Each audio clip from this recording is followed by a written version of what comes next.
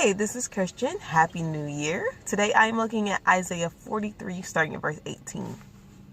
But the Lord said, "Do not cling to events of the past or dwell on what happened long ago. Watch out for the new thing I'm going to do. It is happening already. You can see it now. I will make a road through the wilderness and will give you streams of water there." We are a week into 2018, so I would dare guess if you go to any kind of church or Bible study or listen to any podcast, you've probably heard this verse several times already this year. Full disclosure, this verse actually used to drive me nuts. Mostly because at the top of every year, I would hear it and be like, God's going to do a new thing. He's going to do a new thing. And you're like, yes, he's going to do a new thing. And then I get to like April and I'm like, this kind of looks like all the old things. Like, I'm still trying to figure out how to pay these bills, still trying to figure out purpose, still trying to do all the same things. Where's the new thing?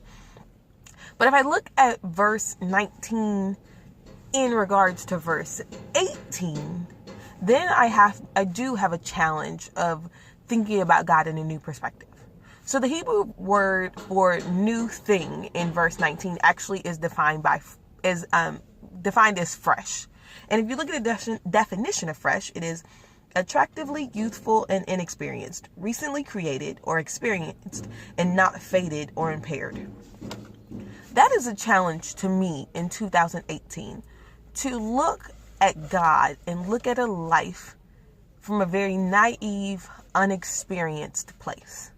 Meaning I'm not looking at my choices, or I'm not looking at circumstances going, well, the last time this happened. Or when other people do it, this is the way it is. Or this is the way it's always been up to this point. But I live in 2018, naive, unexperienced, unfaded, unimpaired, going, God is good, and that's it. God says, do not cling to the events of the past or dwell on what happened long ago. I don't actually get to look at 2018 through the lens of 2017.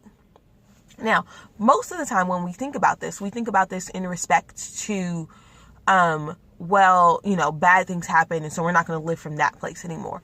But this is actually a call and a command actually from God, where he goes, do not do this, based on whether it was good or bad.